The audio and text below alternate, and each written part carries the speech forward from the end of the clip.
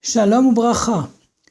Ce Shabbat est le Shabbat Haïsara et le Shabbat Mevachim Kislev, le Shabbat où l'on bénira le mois de Kislev, qui précède toujours le Kinus HaShluchim, le congrès de tous les Shluchim du Rebbe. La paracha commence par la mort de Sarah et ensuite consacre 67 de ses 105 versets au récit détaillé et répété du premier shaliach, du premier émissaire de la Torah, Eliezer, chargé par Abraham de trouver une femme pour son fils Yitzhak. Au début de la paracha, on rapporte que Vatamot Sarah Bekriat Arba, Hi Hebron, Be'eretz Canaan, Vayavo Abraham Lispod et Sarah Velifchota.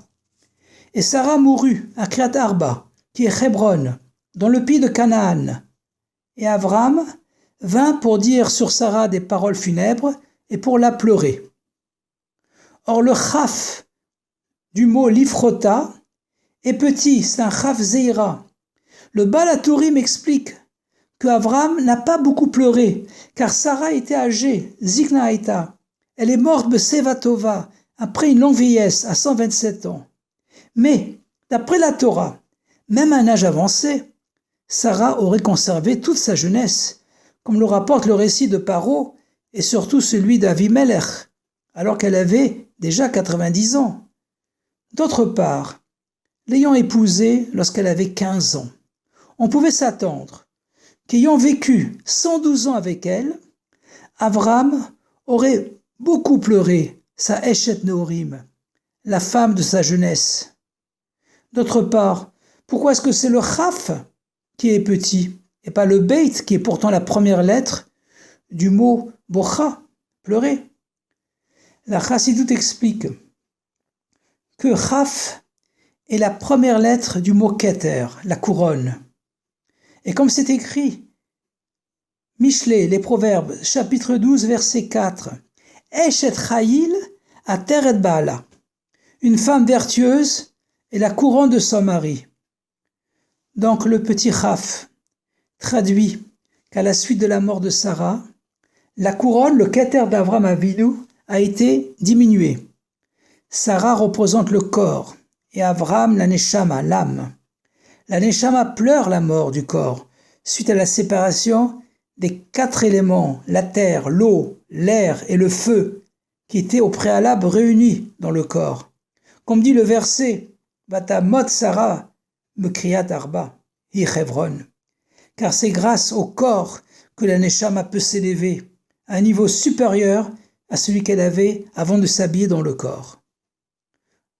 On peut maintenant mieux comprendre pourquoi la paracha consacre tellement d'importance au premier mariage juif de la Torah, celui de Yitzhak avec Rivka.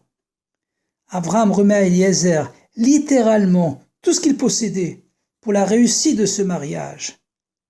Car dans un mariage, le khatan, le fiancé, représente la neshama, et la kala, la fiancée, le corps.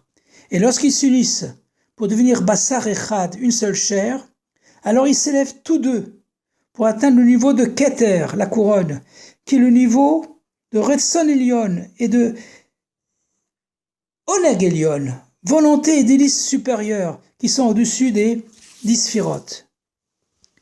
D'ailleurs, la Chassidoute explique, à partir de la Kabbalah, que Yitzhak est lié au Shem Ma et Rivka au Shem Ban, qui sont 2 noms de dévoilement de Hachem, le premier étant masculin et le deuxième féminin.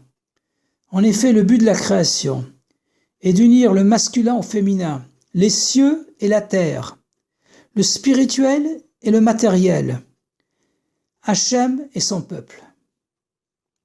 Le mariage de Yitzhak et Rivka a préparé le terrain pour les fiançailles, les Hiroussines de Hachem et de Knesset Israël à Matan Torah au Har Sinaï.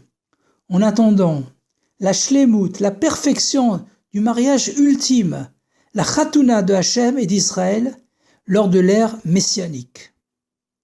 On comprend alors la mission essentielle qu'a réalisée Eliezer. Mais on peut se poser plusieurs questions. Premièrement, il est écrit dans notre paracha, Bereshit chapitre 24, verset 10, V'chol tuv adonav beyado, qu'Eliezer est parti avec tous les biens de son maître. Il avait procuration sur tous les biens, ou un shtar matana, un contrat, dans lequel Avram cédait tout ce qu'il possédait à Yitzhak. Est-ce que c'était vraiment nécessaire? N'aurait-il pas suffi de préciser que Yitzhak était le fils d'Avram, connu par tous pour sa grande richesse? Certes, les parents ont le devoir d'assurer les frais du mariage de leurs enfants et de les aider à s'installer, mais pour cela, une partie des biens d'Avram aurait largement suffi. D'autre part, Avram n'aurait-il pas dû conserver quelques biens pour ses vieux jours? Deuxièmement, pourquoi confier uniquement à Eliezer le choix de l'épouse de Yitzhak? Avram aurait pu choisir lui-même l'épouse de Yitzhak, ou alors demander à Eliezer uniquement de lui présenter une éventuelle épouse pour son fils. La paracha Chayei Sarah vient donc nous apprendre que chacun d'entre nous, et pas seulement ceux qui ont le niveau spirituel d'Avram Avinu ou du Moshe de la génération, chacun est un chaliar de Hachem pour faire le shidur, le mariage de Hachem et de son peuple. Et comme Avram, Hachem est prêt à nous accorder tout ce qu'il possède pour la réussite de cette mission. Mais pour cela, il faut être d'un Meshek Eliezer. Bereshit chapitre 15, verset 2, dans la paracha Lech Lecha. Celui qui dolé ou mashke mitorat rabo lacherim.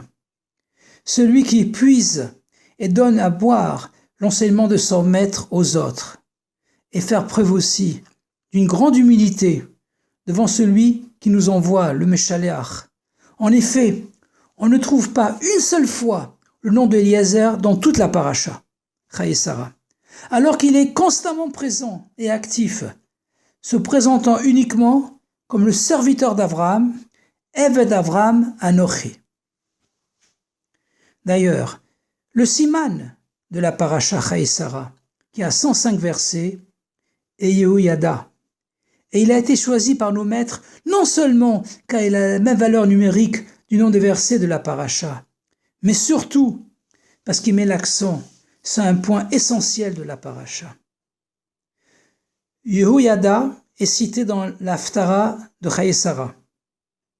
On nous rapporte qu'alors que le roi David s'apprête à quitter ce monde, un de ses fils, Adoniyahu, s'autoproclame roi, contrairement à la volonté de son père, le roi David, de voir son fils Shlomo, Salomon, lui succéder. Autour du roi David sont réunis Nathan Hanavi, le prophète Nathan, le Kohen Gadol Sadok, le grand prêtre Sadok, et Benayahu ben Yehoyada, le dernier étant l'un des grands guerriers du roi David et son homme de confiance.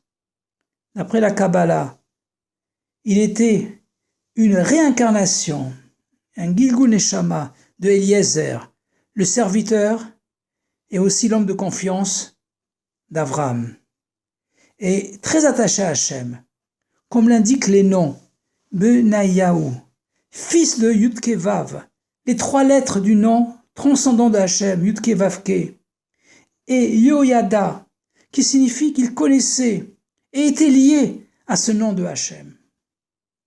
Donc le siman met l'accent sur Eliezer, le chaliach d'Avram, que nous méritions d'être tous des shluchim du Rebbe, qui précise que si on accomplit notre mission avec nos 10 kochot, nos 10 facultés, les 3 facultés intellectuelles et les 7 sentiments, on arrivera à dévoiler le Mashiach en nous et dans le monde, car en ajoutant 10 au mot Shaliach, qui a pour valeur numérique 348, on obtient 358, qui est la valeur numérique du mot Mashiach.